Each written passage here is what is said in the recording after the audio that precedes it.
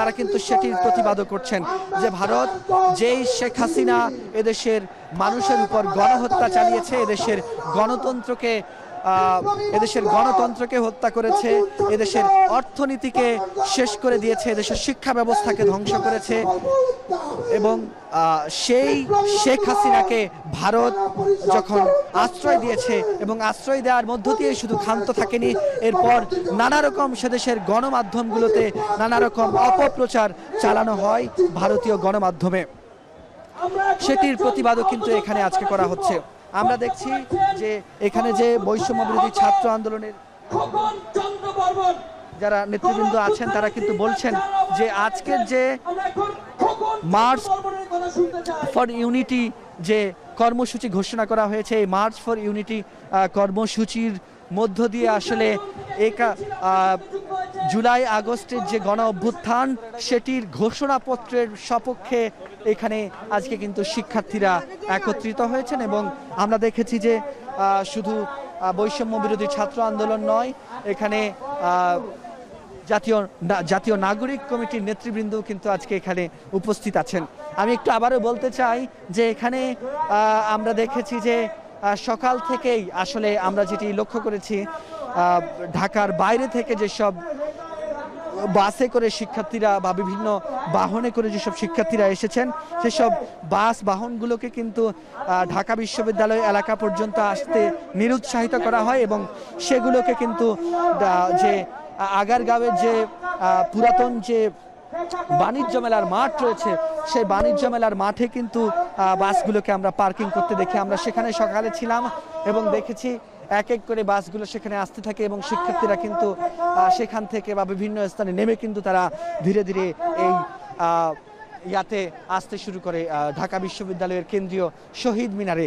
আমরা দেখেছি এরপরে ধীরে ধীরে কিন্তু শহীদ মিনারে লোকজন শিক্ষার্থীদের উপস্থিতি বাড়তে থাকে এবং এই মুহূর্তে আসলে যদি বলতে হয় যে এখানে কিন্তু একরকম জনসমুদ্রের রূপ নিয়েছে শিক্ষার্থীদের অংশগ্রহণে।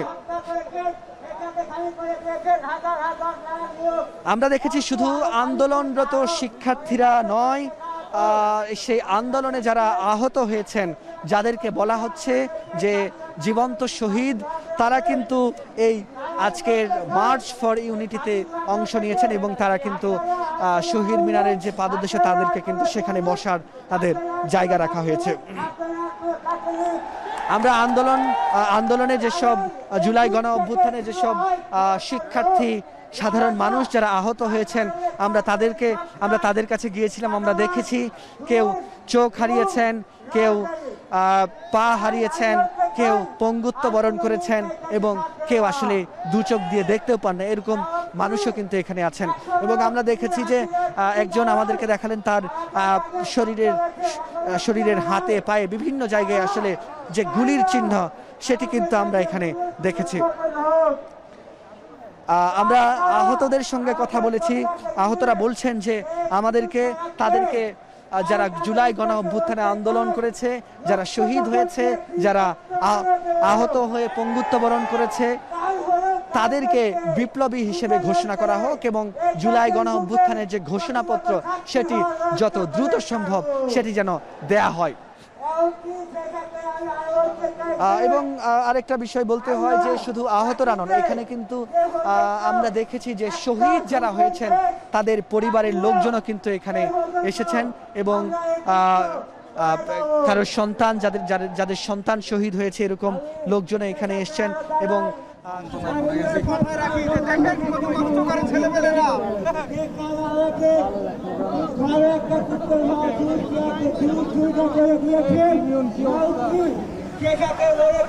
নেটই তো কাজ করে না, নেট কাজ করে না।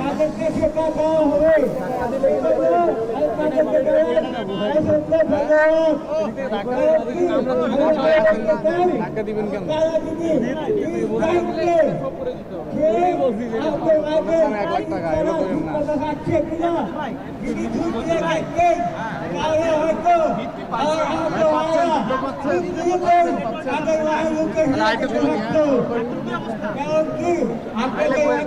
পরই এদেশের ক্ষমতাসীন সরকারি যেভাবে পাখির মতো হেলিকপ্টার দিয়ে গুলি করে সাধারণ শিক্ষার্থী মানুষকে হত্যা করেছে, সেই হত্যার বিচারের তারা দাবি করছেন এবং বিচার হিসেবে তারা বলছেন যে ভারত যে শেখ হাসিনাকে আশ্রয় দিয়েছে সেই খুনি শেখ হাসিনাকে দেশে ফিরিয়ে এনে তাকে এই শাস্তির আওতায় শাস্তি স্বরূপ তাকে ফাঁসি থেকে শুরু করে শেখ হাসিনার সহ তার যত দোষর রয়েছে এবং শেখ হাসিনাকে যারা ক্ষমতায় টিকিয়ে রাখতে যেসব প্রশাসনে যারা ঘাপটি মেরে এখনো বসে আছে তাদেরকেও সরিয়ে আনতে হবে এবং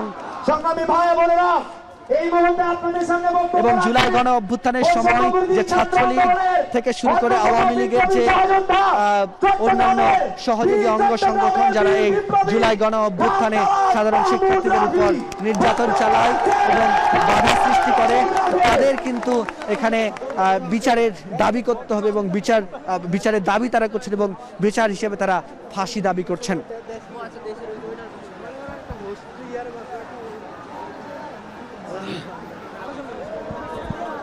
আমরা দেখছি যে এখানে বৈষম্য বিরোধী ছাত্র আন্দোলন তারা কিন্তু তাদের প্রোগ্রামটি একেবারে আনুষ্ঠানিকভাবে এখানে 4টা নাগাদ শুরু করেছে এবং আমরা প্রথমে দেখেছি 1 মিনিট নীরবতা পালন করা হয় 2024-এর যে জুলাই আগস্টের যে গণ অভ্যুত্থান সেই গণ অভ্যুত্থানে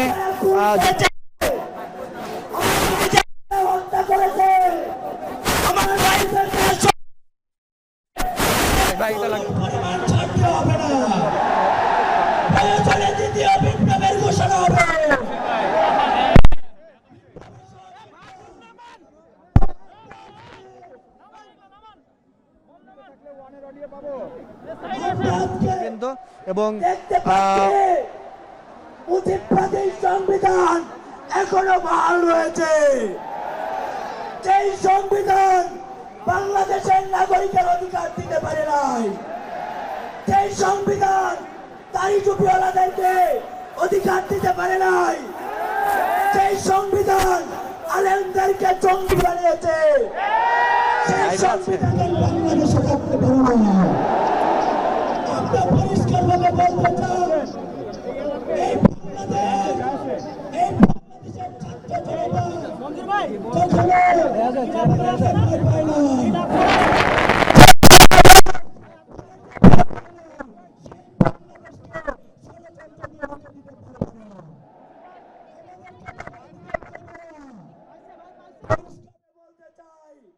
আমরা যখন ঘর ছিঁড়েছিলাম, আমরা যখন বলেছিলাম আমরা নাও ফিরতে পারি, আমাদের ফেরার আর কোনো ইচ্ছে নাই, কিন্তু এই বাংলা জমিনে ফেসিবাদের কবর রচনা করে দেবো ইনশাআল্লাহ। ইনকিলাব জিন্দাবাদ।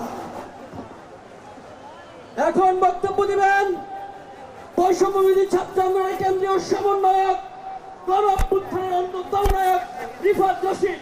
বক্তব্য দিচ্ছেন রিফাত রশিদ।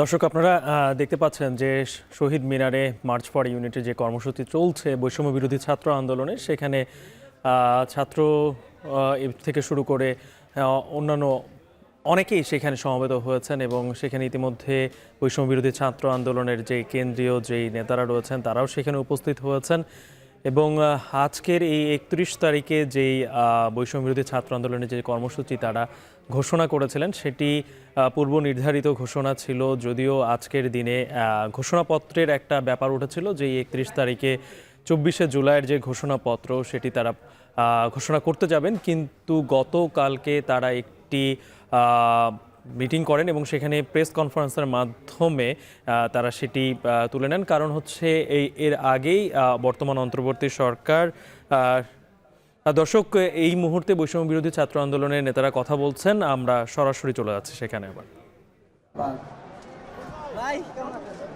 বিভিন্ন জায়গা থেকে, নারায়ণগঞ্জ থেকে, যাত্রাবাড়ি থেকে, ময়মনসিংহ থেকে, গুলশান থেকে, কদমতলী, শ্যামপুর থেকে, জামালপুর থেকে আমাদের বিপ্লবীরা আমাদের সঙ্গে যুক্ত হয়েছে, তাদেরকে করতালির মাধ্যমে অভিনন্দন জানাই। এখন বক্তব্য দিলেন বৈষম্য বিরোধী ছাত্র আন্দোলনের কেন্দ্রীয় সমন্বয়ক মাহিম সরকার। সংক্ষিপ্ত বক্তব্য দিলেন কেন্দ্রীয় সমন্বয়ক মাহিম সরকার।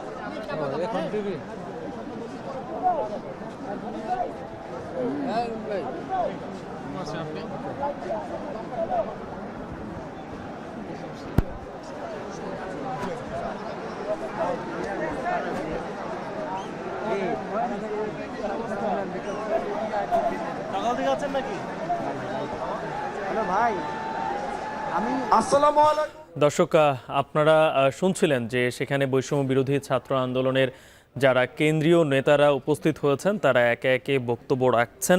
যেটি বলছিলাম যে গতকালকে একটি প্রেস কনফারেন্সের মাধ্যমে বৈষম্য বিরোধী ছাত্র আন্দোলনের নেতারা জানান যে আজকে যেই ঘোষণাপত্রের ঘোষণা তারা দিয়েছিলেন যে সেটা পাঠ করা হবে কেন্দ্রীয় শহীদ মিনারে, সেটি যেহেতু অন্তর্বর্তী সরকার তারা নিজেরাই ঘোষণাপত্রের ব্যাপারে তারা নিশ্চয়তা দিয়েছে, যে কারণে আর আজকে সেই কর্মসূচিকে বদলে তারা মার্চ ফর ইউনিটি হিসেবে ঘোষণা করে এবং সারা বাংলাদেশ থেকেই বৈষম্য বিরোধী ছাত্র আন্দোলনের যারা নেতারা রয়েছেন এবং ছাত্ররা রয়েছেন তারা এখানে দেশের বাইরে থেকেও এখানে উপস্থিত হয়েছেন। দর্শক সেখানে আছেন আমাদের সহকর্মী ফরহাদ বিন নূর, আবারও আমরা তার কাছে যাচ্ছি। থেকে ঢাকা বিশ্ববিদ্যালয়ের আমরা কিন্তু দেখছি যে ঢাকা বিশ্ববিদ্যালয়ের এলাকায় আসলে এখানে সকাল থেকে বৈষম্য বিরোধী আন্দোলনের ডাকা যে কর্মসূচি মার্চ ফর ইউনিটি সেই আন্দোলনে অংশ নিতে কিন্তু ঢাকার বাইরে থেকে বিভিন্ন জেলা উপজেলার সাধারণ শিক্ষার্থীরা কিন্তু এখানে এই আন্দোলনে অংশ নিয়েছেন এবং আমরা যেটি দেখেছি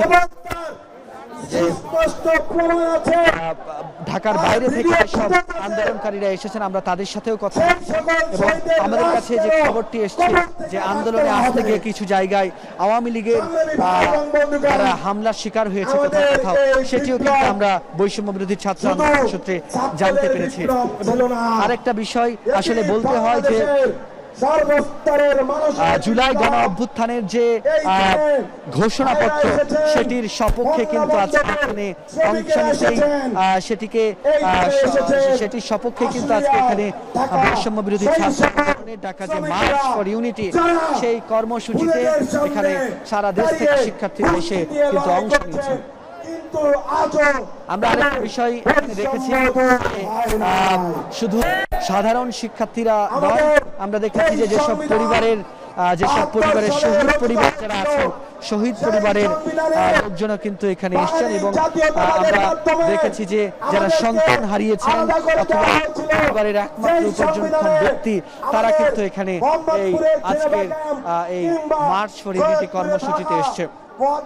আমরা এখানে আজকে সাধারণ শিক্ষার্থীদের সাথে কথা বলেছি, যেমন আমরা একইভাবে কথা বলেছি এখানে যারা আহত হয়েছেন। আমরা দেখেছি যে এখানে অনেকেই চোখ হারিয়েছেন জুলাই গণ অভ্যুত্থানে গুলিতে, পুলিশের গুলিতে চোখ হারিয়েছেন, কারো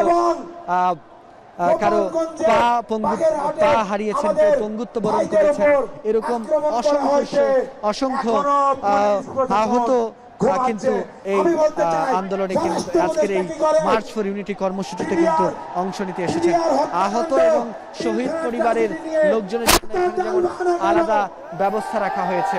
এবং আরেকটি বিষয় বলতে হয় যে শুধু বৈষম্য বিরোধী ছাত্র আন্দোলন এখানে কিন্তু এখানে যে জাতীয় নাগরিক কমিটি তাদের নেতৃবৃন্দ কিন্তু এখানে শহীদ মিনারে আছেন এবং আমরা দেখছি যে তারা কিন্তু ইতিমধ্যে বক্তব্য দেওয়া শুরু করেছেন এবং এই প্রোগ্রাম শুরু হবার আগে যেটি হয়েছে আমরা দেখেছি যে ঠিক 4টা নাগাদ কিন্তু এখানে জুলাই গণ অভ্যুত্থানে যারা শহীদ হয়েছেন তাদের কিন্তু শহীদ পরিবারের যারা শহীদ হয়েছেন তাদেরকে কিন্তু তাদের স্মরণে কিন্তু 1 মিনিট নীরবতা পালন করা হয় এই কর্মসূচির শুরুতেই। এবং আমরা তার আগে যেটি দেখেছি, শিক্ষার্থীরা যখন জড়ো হচ্ছিল তখন কিন্তু আমরা দেখেছি যে এই আন্দোলনে যেভাবে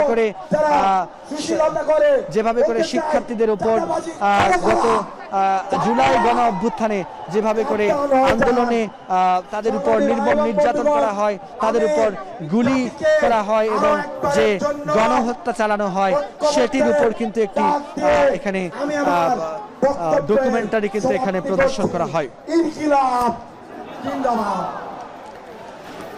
এবং শিক্ষার্থীরা এখানে যেসব স্লোগান দিচ্ছেন আমি যদি একটু বলি, সে তার মধ্যে রয়েছে ভারতের যে ভারত শেখ হাসিনাকে আশ্রয় দিচ্ছে, সেই ভারতে শেখ হাসিনাকে আশ্রয় দিয়েই তারা ক্ষান্ত থাকেননি। এর পরবর্তীতে আমরা কি দেখেছি, এর পরবর্তীতে যেটি দেখা যাচ্ছে, ভারতীয় গণমাধ্যমে বাংলাদেশের বিরুদ্ধে নানা রকম অপপ্রচার আসলে চালানো হয়। এবং আমরা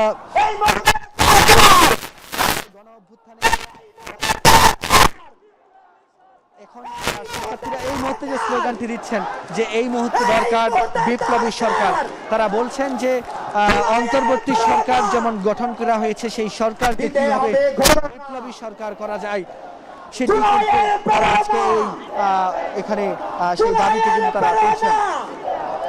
এবং আমরা যদি একটু দেখি পাখির চোখেও যদি আমরা দেখি যে এই মুহূর্তে ঠিক শহীদ মিনারে একেবারে আমরা দেখবো যে কিন্তু মানুষ এখানে আজকে সাধারণ শিক্ষার্থীদের পদচারণা এখানে কিন্তু ভরে গেছে।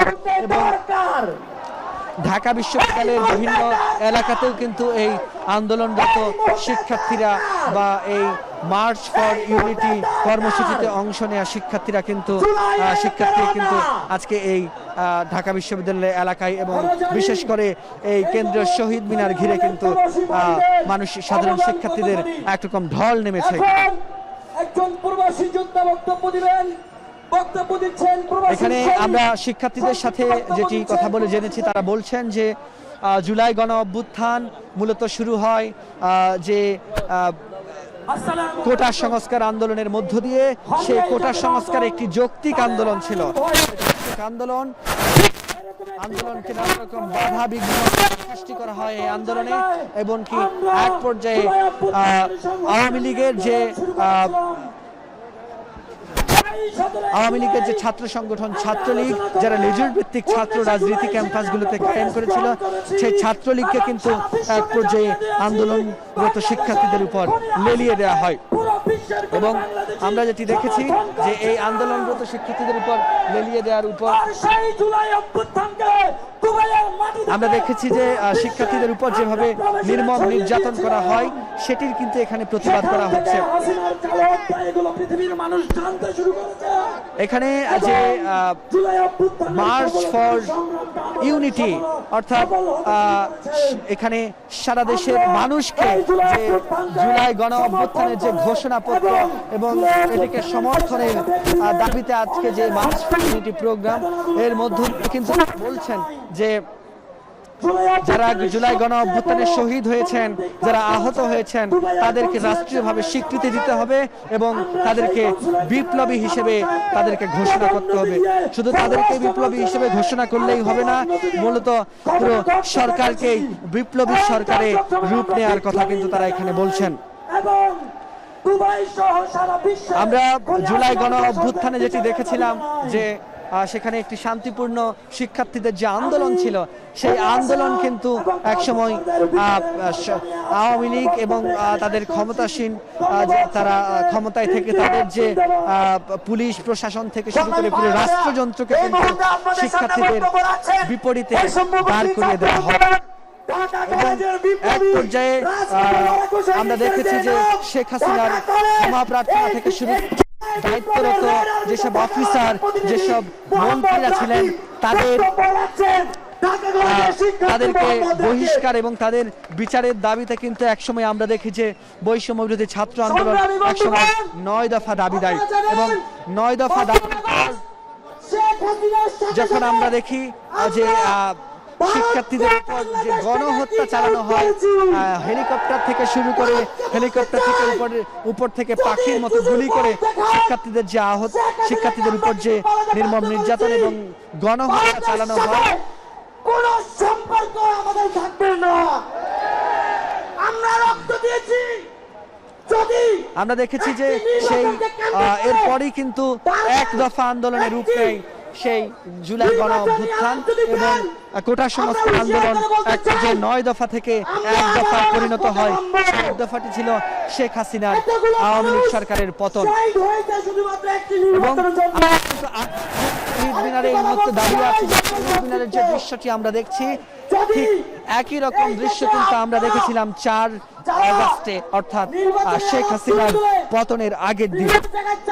সেদিন কিন্তু এই ঢাকা বিশ্ববিদ্যালয়ের কেন্দ্রীয় শহীদ মিনারকে কেন্দ্র করে পুরো ঢাকা বিশ্ববিদ্যালয় এলাকা জুড়ে শিক্ষার্থীদের পদচারণায় মুখরিত ছিল এবং তাদের সেদিনের দাবি ছিল এক দফা এক দাবি এবং শেখ হাসিনার পদত্যাগের সেই দাবিটি ছিল। এবং আমরা 5 তারিখে যেটি দেখি, 5 তারিখেও কিন্তু শিক্ষার্থীরা সারা দেশ থেকে ঢাকায় আসতে শুরু করে একযোগে এবং তাদের যে কারফিউ ভেঙে শিক্ষার্থীরা কিন্তু এই শেখ হাসিনার পতনের জন্য তারা কিন্তু ধীরে ধীরে এগিয়ে যায় গণভবনের দিকে এবং এক পর্যায়ে শেখ হাসিনা পালাতে বাধ্য হয় এবং পদত্যাগ করে ক্ষমতাচ্যুত হন। এবং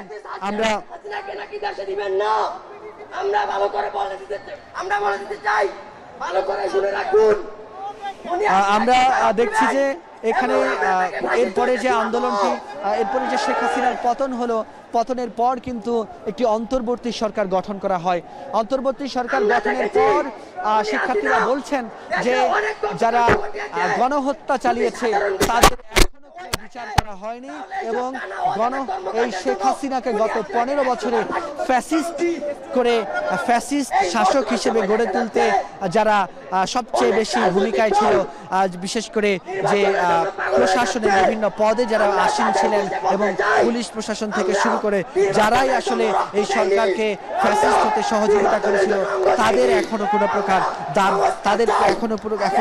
তাদের বিরুদ্ধে কোনো বিচারের কোনো ব্যবস্থা করা হয়নি। তাদের বিচারের ব্যবস্থা করার জন্য কিন্তু এখানে শিক্ষার্থীরা দাবি তুলছেন। এবং আমরা আরেকটা বিষয় যদি একটু বলি যে ঢাকা বিশ্ববিদ্যালয়ে আজকে ঢাকা বিশ্ববিদ্যালয়ের কেন্দ্রীয় শহীদ মিনারে যে শিক্ষার্থীদের যে মার্চ ফর ইউনিটি কর্মসূচি, সেই কর্মসূচিতে কিন্তু আমরা দেখছি যে শুধু শিক্ষার্থীরা নয়, ইতোমধ্যে কিন্তু সাধারণ মানুষও কিন্তু আপামর মানুষও কিন্তু এখানে আসতে শুরু করেছেন। আমরা দেখছি, আমরা দেখি নাই জুলাই প্রক্লামেশনের কোনো উদ্যোগ কেউ গ্রহণ করেছে। সেই বৈষম্য বিরোধী ছাত্র আন্দোলনকে আবার দায়িত্ব নিতে হয়েছে প্রক্লামেশন দেওয়ার জন্য। আমাদের উদ্যোগের পরে আমরা দেখেছি সরকার উদ্যোগ নিয়েছে জুলাই প্রক্লামেশন তারা ঘোষণা করবে, সকল ছাত্র জনতা রাজনৈতিক পক্ষকে সাথে নিয়ে। তাদেরকে আমরা সাধুবাদ জানাই। এই ছাত্র জনতার উদ্যোগকে তারা চিনতে পেরেছেন, তারা অ্যাকনলেজ করেছেন। তাদেরকে বলতে চাই, জানুয়ারির 15 তারিখের মধ্যে তাদেরকে প্রক্লামেশন ঘোষণা করতে হবে, নতুবা ছাত্র জনতা আবারও 3 তারিখের মতো এবং 31 ডিসেম্বরের মতো আবারও লাখে লাখে ছাত্র জনতা নেমে আসবে। সময় আর ক্ষেপণ করার কোনো সুযোগ নাই। আপনারা সকলে জানেন আমাদেরকে বিচার এবং সংস্কার আদায় করতে হবে। রাজপথে আপনাদের থাকতে হবে সকলকে। আপনারা আমাদেরকে কথা দেন, আপনারা নিজেদেরকে কথা দেন, আপনারা বিচার আর সংস্কার আদায় না করে রাজপথ ছেড়ে যাবেন না। সবাইকে ধন্যবাদ।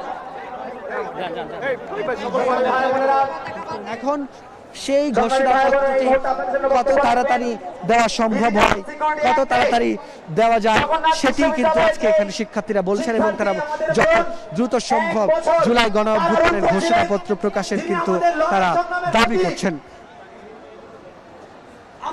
এবং আমরা সংশ্লিষ্ট অনেকের সঙ্গে কথা বলে জেনেছি যে এই জুলাই গণ অভ্যুত্থানের যে ঘোষণাপত্র সেখানে ৭১-এর মহান মুক্তিযুদ্ধ যেমন থাকবে, সেখানে থাকবে এর